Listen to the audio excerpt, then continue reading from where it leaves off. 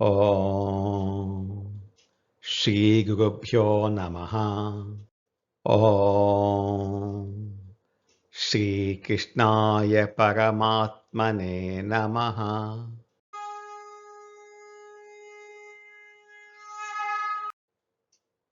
భగవద్గీత శ్రద్ధాత్రయ విభాగ యోగంలో ఈరోజు మనం 24, 25 శ్లోకాలను తెలుసుకుందాము. ఇంతకు ముందు శ్లోకంలో భగవంతుణ్ణి సూచించే ఓం తత్ సత్ అనే అద్భుతమైన మంత్రం గురించి తెలుసుకున్నాం కదా. సత్వగుణము, రజోగుణము, తమోగుణము ఈ 3 గుణాలలో సత్వగుణము ప్రశాంతమైనది మరియు ప్రకాశవంతమైనది అని తెలుసుకున్నాం. ఈ సత్వగుణము సద్గుణములు పెంపొందించుకోవటానికి దోహదపడుతుంది. ఈ సత్వగుణము కూడా మాయా పరిధిలోనే ఉంటుంది కాబట్టి దాని పట్ల కూడా మనము మమకార ఆసక్తితో ఉండకూడదు. ఈ సత్వగుణాన్ని ఒక మెట్టుగా ఉపయోగించుకొని ఈ 3 గుణాలకు అతీతమైన అలౌకిక స్థితికి వెళ్ళాలి. రాబోయే 3 శ్లోకాలలో సత్యము యొక్క వివిధ స్వరూపాలను తెలియచేసే ఓం తత్ సత్ అన్న పదాలను వివరిస్తున్నారు స్వామి. అందులో మొదటి పదం అయిన ఓం గురించి ఈ 24వ శ్లోకంలో వివరిస్తున్నారు. 24వ శ్లోకం. తస్మాత్ ఓమిత్యుదాహృత్య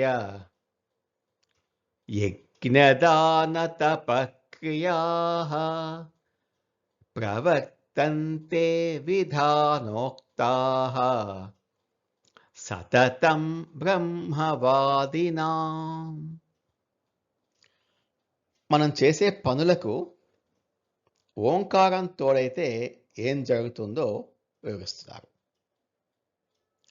తస్మాత్ ఓం ఇది ఉదాహృత్య, అందువల్ల ఓంకారంతో ఉచ్చరింపబడుతూ ప్రవర్తంతే ఆరంభింపబడుచున్నవి. హిందూ ధర్మంలో ఓం అంటే ప్రణవనాదం అనేది అత్యంత పవిత్రమైన శబ్దం. ఇది సాక్షాత్తు ఆ భగవంతుని రూపం. అందుకే ఏ మంచి పని చేసినా సరే ఆ భగవంతుణ్ణి ఆహ్వానిస్తూ ముందుగా ఓం అనే నామాన్ని పలకాలి. ఇది ఆ పనికి ఒక పవిత్రతను ఇస్తుంది. విధానోక్తాః యజ్ఞ దాన తపః క్రియాః. శాస్త్రములయందు చెప్పబడిన యజ్ఞములు, దానములు, తపస్సులు మొదలగు క్రియలు మనిషి జీవితాన్ని ఉన్నతంగా తీర్చిదిద్దేవి ఈ 3. దేవుడికి చేసే పూజ అంటే యజ్ఞము, తోటి మనిషికి చేసే సాయం అంటే దానము, మనస్సును కంట్రోల్లో ఉంచుకోవటం తపస్సు. ఈ 3ంటిని ప్రారంభించేటప్పుడు తప్పనిసరిగా ఓంకారంతోనే మొదలు పెట్టాలి. ఉదాహరణకు ఓం నమః శివాయ, ఓం నమో నారాయణాయ, ఓం శ్రీకృష్ణాయ పరమాత్మనే నమః ఇలా. బ్రహ్మవాదినాం సతతం, వేద మంత్రాలను ఉచ్చరించువారు.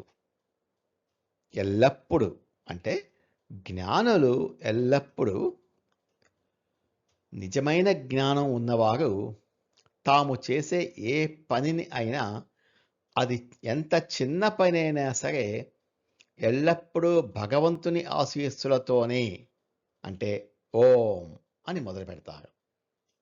అలా చేయటం వల్ల ఆ పనిలో ఎదురయ్యేటటువంటి ఆటంకాలన్నీ తొలగిపోయి అది విజయవంతంగా పూర్తి అవుతుంది. మనం భూమి మీద చేసే పూజలు, దానాలు, తపస్సులు అనేవి భగవంతుని అకౌంట్లోకి వెళ్ళాలంటే ఆ భగవంతుణ్ణి ఆ భగవంతుడితో మనల్ని కనెక్ట్ చేసేటటువంటి స్పిరిచువల్ పాస్వర్డ్ ఈ ఓం అనేది. ఓం అనకుండా మొదలుపెట్టే పనులు అడ్రస్ లేకుండా పంపించిన లెటర్స్ లాంటివి. ఓం అనేది కేవలం ఒక పదం కాదు, అదొక గొప్ప శక్తి. మనం ఏ మంచి పని మొదలుపెట్టినా ముందుగా ఓం అని పలికితే, స్వామి ఈ పనిని నీ ఆశీస్సులతో మొదలు పెడుతున్నాను, ఇది నిర్విఘ్నంగా జరిగేలా చూడు అని భగవంతుడిని మన పనిలో భాగస్వామిని చేసుకోవటమే. తస్మాత్ ఓమిత్యుజాహృత్య యజ్ఞదాన తపక్రియాః ప్రవర్తంతే విధానోక్తాః సతతం బ్రహ్మవాదినాం. అందువలన వేదాలను ఆచరించే జ్ఞానులు, ఆధ్యాత్మిక సాధకులు శాస్త్రాలలో చెప్పబడిన యజ్ఞము అంటే పూజ, దానము మరియు తపస్సు అనే పనులను ఎల్లప్పుడూ పరమాత్మ నామమైన ఓం అనే శబ్దాన్ని ఉచ్చరించిన తర్వాతే ప్రారంభిస్తారు అంటున్నారు పరమాత్మ. 25వ శ్లోకం. రెండవ పదమైన తత్ అనే పదాన్ని ఎప్పుడు, ఎందుకు ఉచ్చరించాలో ఈ శ్లోకంలో చెప్తున్నారు. 25వ శ్లోకం. తదిత్యనభిసంధాయ ఫలం యజ్ఞతపక్రియాః దానక్రియాశ్చ వివిధాః క్రియంతే మోక్షకాంక్షిభిః.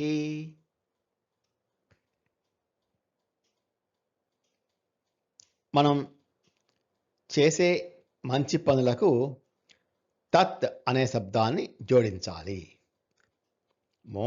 మోక్షకాంక్షిభిః, మోక్షకాంక్ష కలవారిచే ఫలం అనభిసంధాయ, ఫలాన్ని ఆశించకుండా లోకహితార్థం కోసం వివిధాః యజ్ఞ తపక్రియాః దానక్రియాః చ, వివిధములైన యజ్ఞములు అంటే పూజలు, తపస్సులు మరియు దానక్రియలను తత్ ఇతి, తత్ అంటే ఇది అంతా పరమాత్మదే అనే భావంతో క్రియంతే చేయబడును.